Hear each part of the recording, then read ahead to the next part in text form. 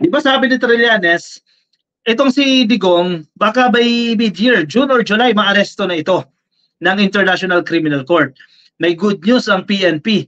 Mukhang maganda yung lead nila sa kinaroroonan ni Kibuloy. So ang tingin natin ngayon, mukhang magsasabay ang pagka-aresto dito kay Kibuloy at kay Digong. Uy, parang 2-1 ang labas dito ah.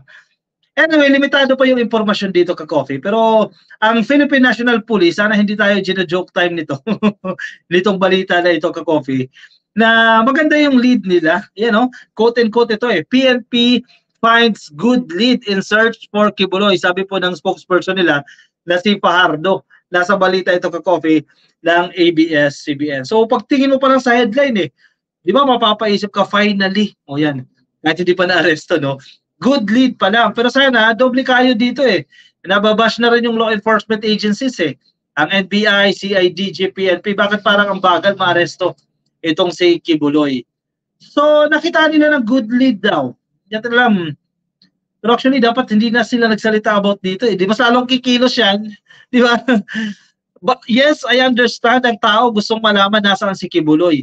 But if you have this confidential information, keep it to yourself.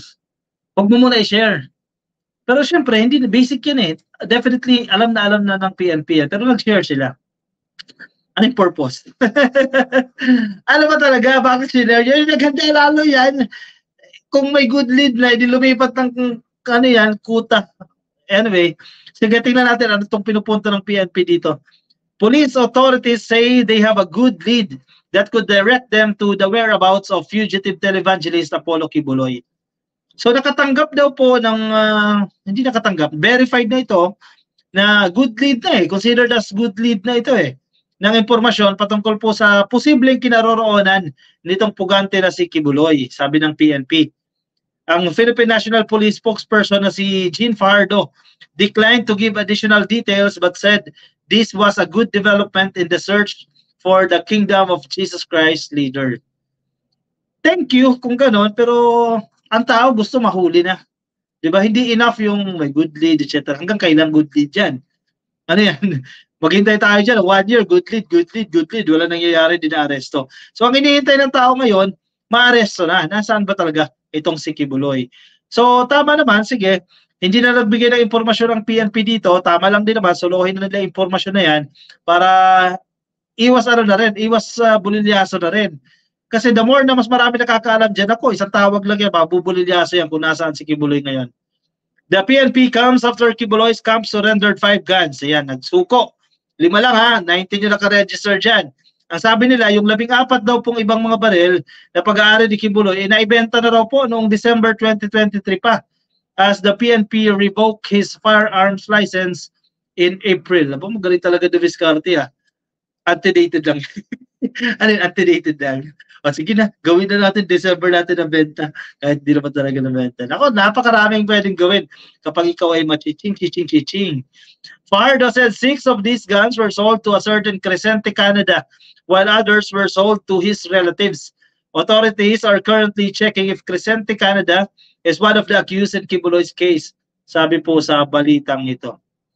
So PNP, CIDG, NBI, ayan, nako, ang taas ng expectation ng tao sa inyo.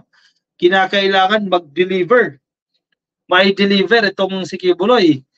Mahanap ito kung nasaan. Kasi tatawanan lang yan. Itong law enforcement agencies natin, tatawanan lang yan.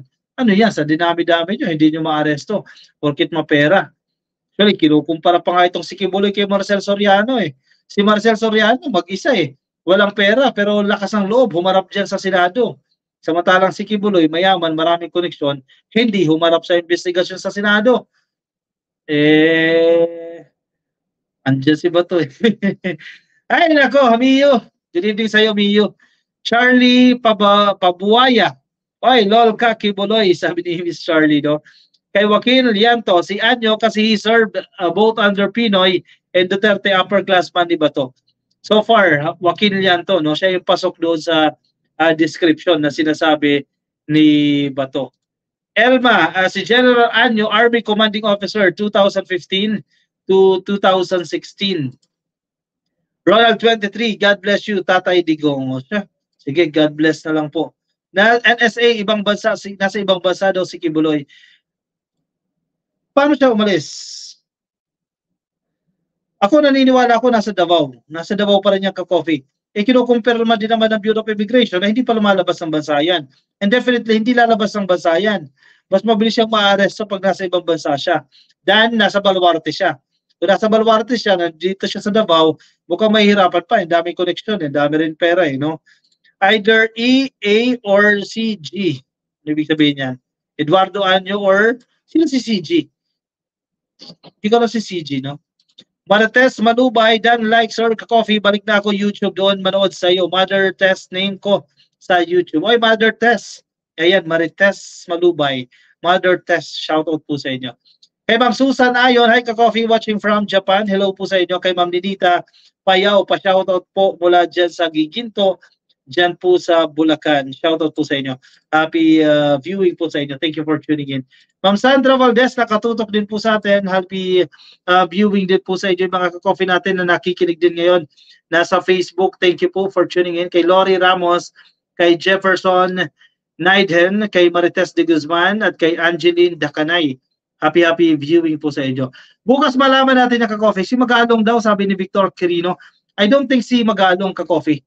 Hindi yan si Magalong. Carlito Galvez. Uy, pwede ha? Pwede si Carlito Galvez ha? Anong year si Carlito Galvez sa PMA? Yun. Posible ha? Carlito Galvez.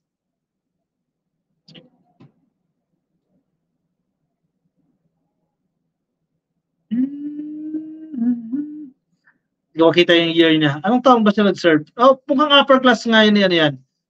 Mukhang mas senior ni Bato yan. Sa PMA, 85, 86 si Bato. Okay. Oo nga, no? Dalawa na option natin ngayon, ha? Ako, pwede, ha? Medyo leaning din tayo kay Galvez, ha? O, dalawa na option natin ka-coffee. Malalaman natin yan. Si Anyo at si Galvez. Yan, dalawang option kung sino pinapatamaan niya dyan. Pero mas maingay kasi ngayon si Anyo. Si Anyo kasi parilabas ng statement. Si Galvez medyo tahimik lang ito eh. Pre, sarap nila itukhang, sabi ni Charlie Pabuaya. O nga pala si Galvez at Anyo, sabi ni Armando Fernandez. Posible ka-coffee ha? Kay Ellen Nagkawili, Chore, good evening sir ka-coffee. I'm watching here in Doha, Qatar. Keep safe always. God bless. Thank you, thank you. Pa-shoutout din po kay Eduardo Tobias Romero. Happy viewing po sa inyo na nakikinig po sa atin. Sige, baka ba iba pa kayong kilala dyan na potentially pinapatamaan dito ni Bato, pero tingnan natin yung reaction ng mga taong ito. Pero so far si Anyo at si Galvez ang lumulutang na mga pangalan dito. Anyway, sige, yung mga nasa Facebook, make sure naka-follow po kayo sa ating Facebook page. Pasuyo lang po, click follow or like. Yung nasa YouTube, please subscribe and like lang po yung video na yan. At move on tayo sa ating next topic.